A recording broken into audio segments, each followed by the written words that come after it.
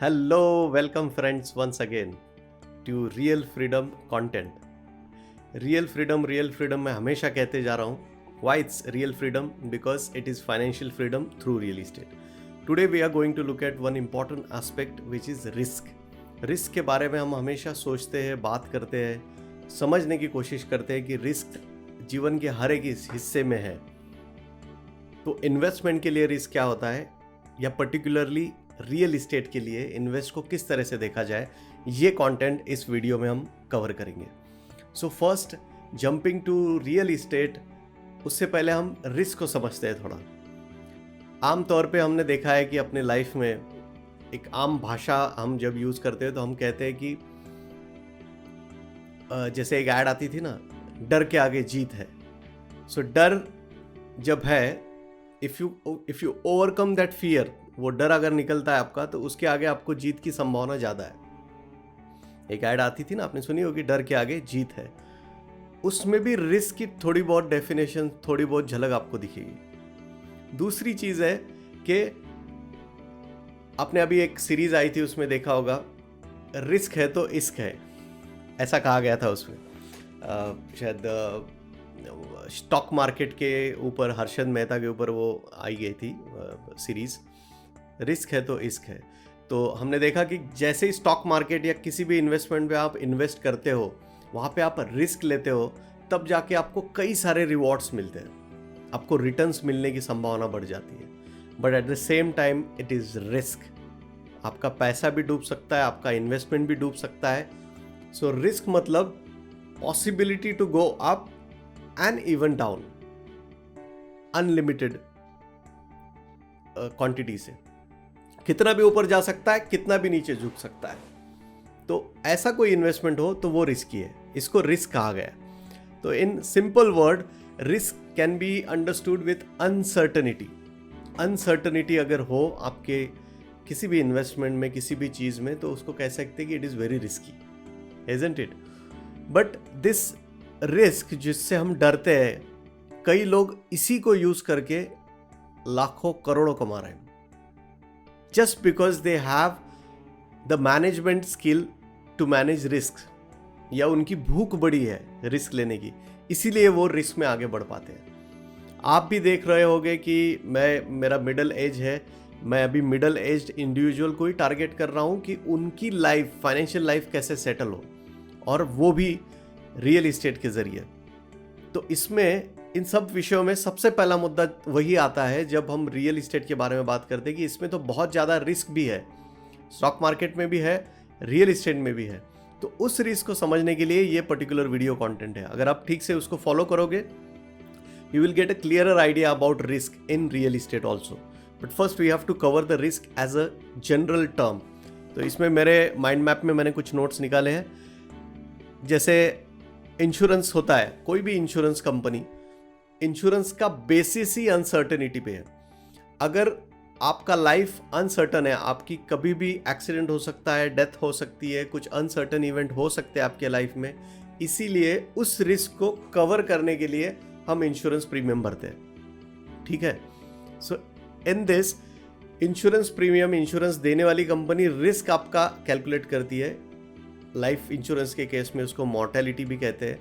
तो एक अंदाज़ा लेते हैं कि ये रिस्क है, उसके हिसाब से आपका प्रीमियम होता है. इसीलिए आपको पूछा भी जाता है कि आप स्मोकर हो या आपको कई सारी बीमारियां ऑलरेडी है, आपका लाइफ कैसा है, आप ट्रैवल कितना करते हो, वगैरह वगैरह. तो this is just to calculate the risk and based on that you are charge the premium on that. This is about life insurance. Be it any insurance, you have to calculate the risk. तो अगर return on investment आप चाहते हो, जो आप चाहते हो कि आपके इन्वेस्टमेंट, मान लीजिए आज 100 रुपये की है, तो वो बढ़ के 150 रुपये हो, 200 रुपये हो, तो उसके ऊपर आप 10, 20, 50, 100% रिटर्न्स चाहते हो. सो this is return on investment. तो रिटर्न ऑन इन्वेस्टमेंट का डायरेक्ट रिलेशन रिस्क के साथ है. कैसे? एक आम तौर पे कहा गया है कि more risk more reward, less risk less reward, and no risk no reward. अगर आपको रिवॉर्ड चाहिए रिटर्न ऑन इन्वेस्टमेंट के जरिए, तो आपको ज़्यादा रिस्क लेना होगा. आपको ज़्यादा रिवॉर्ड चाहिए, ज़्यादा रिस्क, कम चाहिए, कम रिस्क, और हर एक तरह के प्रोडक्ट मार्केट में अवेलेबल है। जैसे एफडी मोर सिक्योर्ड है, मतलब उसमें रिस्क लगभग नहीं के बराबर है, इसलिए उसमें रिटर्न्स भी कम है। 4-5-6% आपको रिटर्न मिलता है आज की तारीख में एफडी के जरिए। आप जैसे ही रिस्कियर इन्वेस्टमेंट में इन्वेस्ट करते जाओगे, मान लीजिए बॉन्ड है, स्टॉक्स है, क्रिप्टो है, आपकी रिस्क बढ़ती जाएगी और possibility, the probability of losing money और गेनिंग हाई रिटर्न्स इंक्रीजेस। दोनों चीज हो सकती है।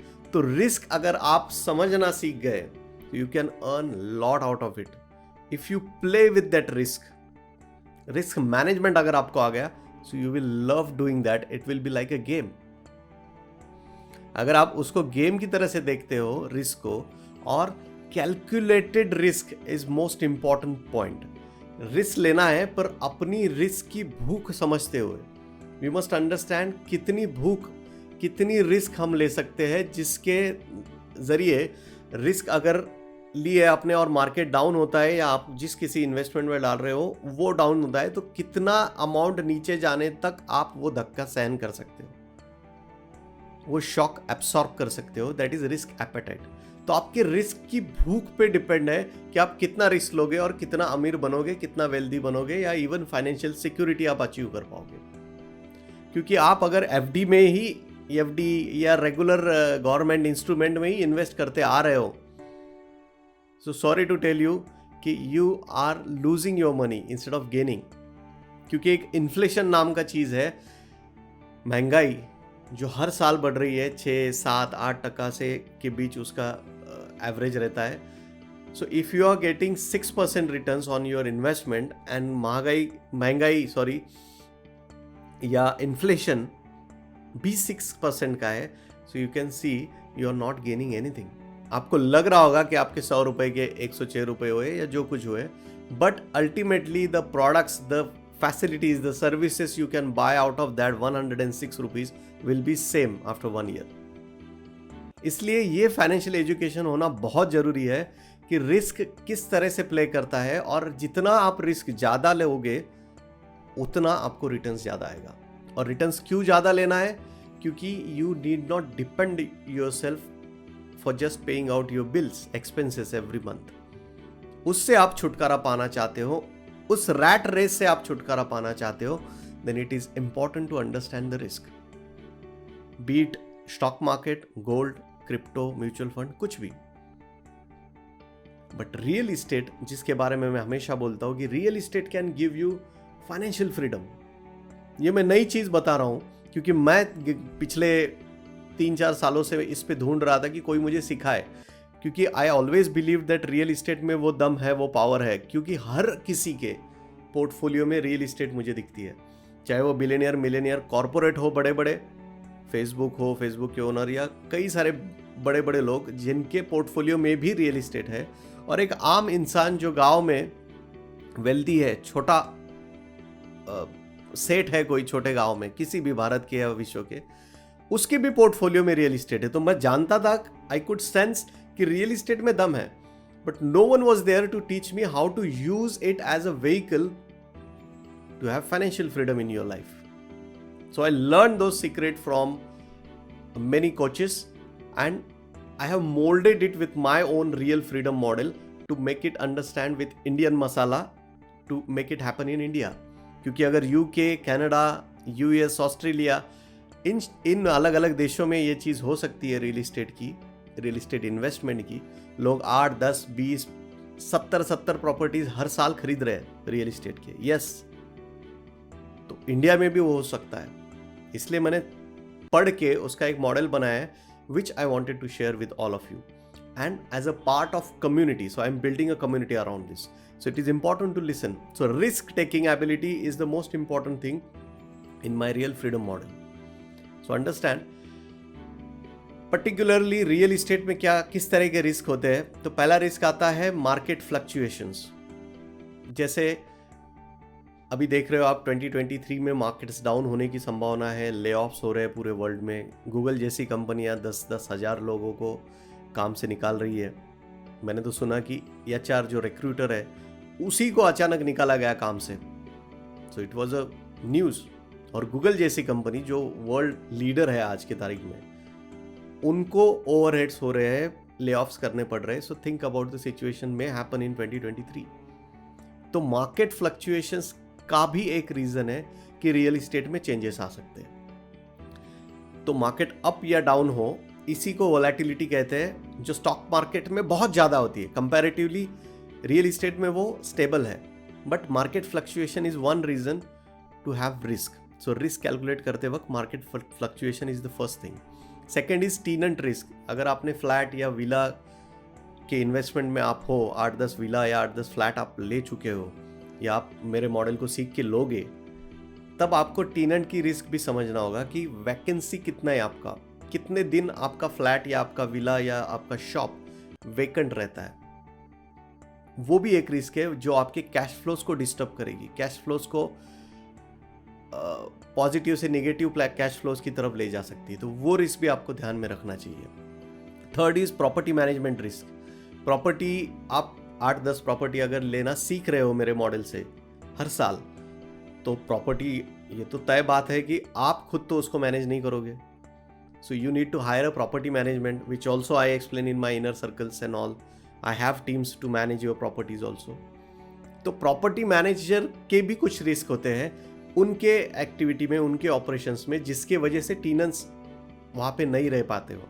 तो वो भी एक रिस्क का तरीका है जिसके जरिए हम समझ सकते हैं. तो this is one of the risk. Location risk.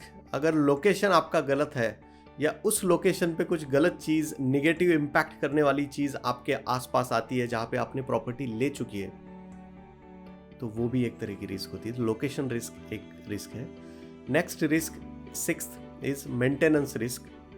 अगर it is becoming difficult for you to maintain that property, maintenance अगर बढ़ रहा है, अपकीप, इंश्योरेंस या रेगुलर उसकी EMIs, तो it is converting from positive cash flow generating asset to negative cash flow generating asset. So this can an alarming situation for you. So this is a kind of risk also. Next is regulation. कई areas में regulations change होते हैं, government के नियम कुछ change होते हैं, affordable housing के तहत हो, या पुणे में हमने देखा था अभी रिसेंटली, रावेत में एक न्यूज़ चली थी कि पुणे, रावेत के आसपास देहू रोड एक कैंटोनमेंट एरिया है जो कि मिलिट्री ऑपरेशंस के लिए होता है, जहाँ पे गोला बारूद बनने की एम्यूनिशन फैक्ट्री है. तो उनका रूल था कि उनके शायद कुछ 1000 मीटर के रेडियस में कोई कंस्ट्रक्शन ना हो. तो that was sudden impact on the entire real estate market in that area, आसपास के 3-4 गाँवों में, कि उन्होंने कहा था कि यहाँ पे कंस्ट्रक्शन अलाउड नहीं होगा, red zone will be declared. So these kind of regulation impact can be a risk for you. So before investing you must understand the regulatory framework, rules, decisions taken by the local government in that particular area. अगर आप वो नहीं देखते हो, that is an important risk which can change your returns on investment drastically. Next is competition. Competition means demand और supply जो है, अगर ज़्यादा इन्वेंट्री मार्केट में है, मान लीजिए फ्लैट्स की, और डिमांड कम हो रही है रिसेशन की वजह से या कई अन्य कारण हो सकते हैं, तो competition is a kind of risk जिसमें कई सारे सेलर्स है और बायर्स की कमी है. तो ऑब्वियसली मार्केट रेट्स फॉल हो जाएंगे, प्राइसेस कम होगी, वो हो सकता है. That is a kind of risk. हालांकि ये काफ़ी कम जगह होगा क्योंकि demand is continuously increasing and people need houses, because house या घर खरीदना, जगह खरीदना, ये एक ज़रूरत भी है, not just an investment vehicle. जैसे gold, mutual fund, paper assets हम क्यों खरीदते हैं? अपनी अमाउंट बढ़ने के लिए. वो ज़रूरत नहीं है, बेसिक नेसेसिटी नहीं है. बट रियल इस्टेट, घर, ये ज़रूरत है. But still competition is a kind of risk in real estate. Liquidity risk इसी का कारण दिया जाता है. नेक्स्ट इज लिक्विडिटी रिस्क, कि अगर मान लीजिए मैं म्यूचुअल फंड में इन्वेस्ट करता हूँ तो मैं उससे बाहर निकल सकता हूँ. मान लीजिए आज सुबह मैंने इन्वेस्ट किया SIP के ज़रिए, तो अगले हफ्ते या अगले दिन भी मैं SIP से बाहर निकल सकता हूँ, मुझे अगर डाउट आ रहा है तो. So it is liquid. Liquidity मतलब जितने आसानी से आप एंटर करते हो उस असेट में, उतने आसानी से आप निकल पाते हो. That is liquidity.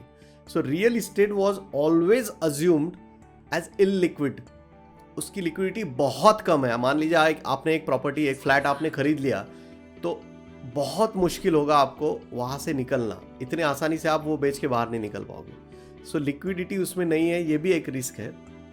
इसीलिए मैं हमेशा मेरे इनर सर्कल में भी कहता हूँ कि लिक्विडिटी नहीं है रियल इस्टेट में, ये बहुत अच्छी बात है, क्योंकि जो सही लोग हैं, जो स्टेप बाय स्टेप प्रोसेस, जो ब्लूप्रिंट, जैसे मैं अपने इनर सर्कल में समझाने की कोशिश कर रहा हूँ मेरे स्टूडेंट्स को, मेरे कम्युनिटी मेंबर्स को, वो अगर सीख के एंटर करते हैं तो लिक्विडिटी की रिस्क काफ़ी हद तक कम हो सकती है, because you will choose the right property, so you need not come out of it suddenly, early. So liquidity risk is there but it can be managed. 10th point, legal और default risk. इसके लिए भी काफ़ी लोग डरते हैं। Default मतलब मान लीजिए प्रॉपर्टी का टाइटल ही क्लियर ना हो, या आमतौर पे जगह जो होती है, open land, agriculture land, industrial land, plots, in case में कई बार ऐसा होता है कि एक प्लॉट 2-3 लोगों को बेचा जाता है, लीगल कॉम्प्लिकेशंस होते हैं, लिटिगेशंस होते हैं। तो इन सब में ये एक बहुत महत्वपूर्ण डर है लोगों के दिमाग में, जिसकी वजह से वो जगह खरीदने के लिए रियल इस्टेट में जाना नहीं चाहते। But believe me, if you do the legal work properly, you can enter in real estate. और वहां पे अगर लीगल के वजह से काफी लोग उसको नहीं ले रहे हैं उस प्रॉपर्टी को, तो you can by that property for discount. आप सुन के चौंक जाओगे कि बहुत से लोग ऐसे हैं, बड़े इन्वेस्टर, जो लिटिगेशन की प्रॉपर्टी ढूंढते हैं। जिस चीज में लिटिगेशन है वो प्रॉपर्टी वो फिल्टर आउट करते हैं मार्केट से और कहते हैं कि लिटिगेशन की प्रॉपर्टी हो तो हम खरीदेंगे। क्यों? क्योंकि वो प्रॉपर्टी उनको डिस्काउंट में मिलती है। और लिटिगेशन क्लियर करना वो जानते हैं, क्योंकि लिटिगेशन लीगल तरीके से, नियम से, रूल के हिसाब से क्लियर हो सकता है। बट बहुत से लोग डर के उसमें जाते नहीं है, and they may lose this things. But at the same time, you without proper guidance you should not enter in litigation properties, so you need to learn. So I explain all these things in my inner circle to make you understand. So basically these 10 risk are there in real estate. So if you learn this, you can easily see it as a game. क्योंकि मैं कोई भी चीज को ना एक game की तरह से देखो ना, so you will start creating interest. Different levels आप पार करना चाहोगे, more and more difficulty आप चूज करोगे. जैसे एक आम किसी भी गेम में हम खेलते हैं ना, बच्चे खेलते हैं. इवन मेरा कोर्स करिकुलम और मेरे मेंबरशिप लेवल्स में भी मैंने गेमिफिकेशन किया है. मैंने अलग अलग लेवल पे गेमिफिकेशन और रिवॉर्ड्स रखे हैं कि एक एक स्टेज आप पार करते हो तो आपको ये रिवॉर्ड मिलेगा. So that becomes fun learning. Real estate भी और इन्वेस्टिंग भी, लर्निंग भी और इन्वेस्टिंग भी, to make it gamified way, it will be more easier to understand. एक और इंटरेस्टिंग चीज़ मैं शेयर करना चाहता हूँ. इनफैक्ट मेरे पिछले किसी वीडियो में आपने सुनी होगी. रॉबर्ट कियोसाकी रिस्क के बेसिस पे एक क्वाड्रेंट सिखाते हैं लोगों को, which is ESBI. E stands for employee, S stands for self-employed, B stands for businessman and I stands for investors. तो पूरे वर्ल्ड में ना ये 4 तरह के लोग हैं based on risk categories. So employ mindset के कुछ लोग होते हैं, कुछ सेल्फ एम्प्लॉयड, मतलब जिनका छोटा मोटा बिजनेस है या लॉयर है, अपनी प्रैक्टिस कर रहे हैं, डॉक्टर्स है, CAs है, ये वाले लोग आते हैं सेल्फ एम्प्लॉयड में, सेकंड क्वाड्रेंट में. थर्ड क्वाड्रेंट होता है बिजनेसमैन, जिनके 400-500 एम्प्लॉय के ऊपर एम्प्लॉय है कुछ ऑटोमेटेड सिस्टम से, वो लोग जो ज़्यादा रिस्क लेते हैं. और इन्वेस्टर्स ऑलमोस्ट सबसे ज़्यादा रिस्क लेते हैं, but they make their money work for them. तो इन चारों पे मैंने पहले ही कुछ बात कर ली थी, but I want all of you to note down the point and see the details about it and watch the videos and other content based on it. So just note down Cash Flow Quadrant by Robert Kiyosaki. Learn this, your mind will be blown, because you will find yourself in one of the 4 quadrants and you will try to cross that quadrant to be financially free. So ये एक interesting exercise होगी, a takeaway from this video also. So since you have understood the risks in real estate, और risk एक general terms में क्या होता है आपको अगर पता चला है, तो we'll finally within few minutes we'll try to establish the concept of handling the risk. Risk अगर होता है आपके जीवन में, किसी भी इन्वेस्टमेंट में, रियल इस्टेट में, तो आप 3 चीज़ें करते हो. आप अपनी भूख बढ़ाते हो नेक्स्ट टाइम रिस्क लेने की, जो शॉक आप एब्सॉर्ब कर पाओ, इतना अमाउंट आप आपके मान लीजिए कॉन्टिजेंसी फंड होता है एक, जैसे कोई धक्का आपको लगता है अगर रियल इस्टेट या किसी भी इन्वेस्टमेंट पे आप इन्वेस्ट कर रहे हो और वो निगेटिव में जाता है, तो कितना निगेटिव जाएगा। स्टॉक मार्केट में के केस में इसको स्टॉप लॉस के जरिए भी हम समझ सकते हैं। स्टॉप लॉस होता है ना, तो वो रिस्क एपेटाइट आपकी क्या है वो अगर आप तय करो तो you can take calculated risk. ये पहला पॉइंट है। Next is risk avoidance. आप पूरी तरह से रिस्क अवॉइड कर दो कि मुझे रिस्क लेना ही नहीं है। इसमें आप बहुत ज़्यादा मिस कर सकते हो, क्योंकि कई लोग जो रिस्क लेना जानते हैं, रिस्क की भूख रखते हैं, वो जाके वो अपॉर्चुनिटी पिक कर लेंगे। So you should avoid risk only by filtering out. मान लीजिए कि ये मेरे कैपेसिटी के बाहर है या मुझे इसकी प्रोबेबिलिटी बहुत ज़्यादा लग रही है डिफॉल्ट की, तब जाके आप उसको अवॉइडेंस कैटेगरी में रख दोगे। So risk avoidance is the second thing you should do with it. And third, which is the best thing and which I love teaching also, is risk management by doing risk analysis. तो risk है, but risk को किस तरह से आप manage कर पाओ। जैसे मान लीजिए फोर्स से पानी आ रहा है, पर आप उसको टैप लगा लो, एक नल लगा दो, तो पानी फोर्स से है, पर वो नल के जरिए you can manage the flow of that water, isn't it. तो उसको ठीक तरीके से उसको धीरे धीरे यूज कर सकते हो। The force is there, you want that force, but you will use at your convenience. So this is managing the risk. तो रिस्क मैनेजमेंट के भी काफ़ी सारे टेक्निक्स है, टूल्स है, स्ट्रैटेजीज है, जो मैं अपने कम्युनिटी में बताता हूँ। Every week I come there live for my members, and I also keep learning from many sources, many coaches, and I teach my different learnings over there, updates in my inner circle mastermind. So community का एक अलग तरह से benefit होता है किसी भी चीज़ को समझने के लिए। So I also welcome you into my community. So there are different tools like diversification and different tools, techniques to manage your risk. So risk management is the key. Risk is inevitable, but risk can be managed and it's learnable. Everyone can learn it. और जो सीख लेगा वो फटाफट किसी भी property या किसी भी इन्वेस्टमेंट को ठीक से खरीदेगा, इन्वेस्ट करेगा अपने इमोशंस पे काबू रखते हुए। क्योंकि स्टॉक मार्केट में भी आप देखते हो ग्रीड और फियर, ये दो इमोशंस ड्राइव करते हैं पूरे स्टॉक मार्केट को ऑल ओवर द वर्ल्ड। अगर आप इनको थोड़ा दबा दो और रैशनली सोचो कि रियल इस्टेट या किसी भी इन्वेस्टमेंट में रिस्क कैसे मैनेज करते हैं, देन आपको मिलेनियर, बिलियनियर या फाइनेंशियली फ्री बनने से कोई नहीं रोक सकता। It is that important. So learn this. And final thought is, it is too risky if you are not taking risk. अगर आप रिस्क नहीं ले रहे हो तो आप बहुत बड़ी रिस्क ले रहे हो। क्योंकि if you think you are in job security है मेरी, तो आपका जॉब कभी भी जा सकता है। You have never planned for your job, या आपकी प्रैक्टिस भी चल रही है, आप डॉक्टर हो, लॉयर हो, सेल्फ एम्प्लॉयड हो, तब भी आपको नहीं पता। जैसे हमने कोविड में देखा, 2008 में देखा, मार्केट्स जब डाउन होते हैं तब क्या होता है। तो it can change your life negative direction में। So to have that shock absorber in your life, you should be financially free. For that, you need to be understood the concepts of real estate. और real estate एक ही है, हर गांव, मोहल्ले, शहर, हर देश में real estate का महत्व है, आप देख रहे हो। So it is nothing new, but the concept, the चश्मा, जिस तरह से, जिस विजन से मैं आपको दिखाने की कोशिश कर रहा हूँ, that will be learned in the community, because it's not a small thing to learn. There are many concepts. So I welcome you all to my community, which is Real Freedom Mastermind. You be there. It's free community for now. Just join there and learn the different concepts of real estate, financial freedom, and many other things. It will be fun learning. It will be gamified learning. So I welcome you all. और मैं बहुत सारे webinars भी ले रहा हूँ। बहुत से NRIs मेरे वेबिनार में आ रहे हैं, सीख रहे चीज़ें। वेबिनार भी मैं अभी फ्री रख रहा हूँ। So I'll share the link for my free next webinar also, and my mastermind community also. You should also follow me on various content mediums where I'm sharing contents regularly. Podcast पे आप देख सकते हो, real freedom podcast. Instagram पे मेरा link है, Facebook पे है, एंड यूट्यूब पे चैनल है एक्सप्लोर विद संदीप कुले। सो you can learn many things from there free of cost, but the real thing, the important thing, you will get only in the community. So I welcome you to the community also, but first attend the webinar. So that's all for today. Thank you very much. I see you all in the community. Have real freedom in your life. See you. Bye bye. Thank you.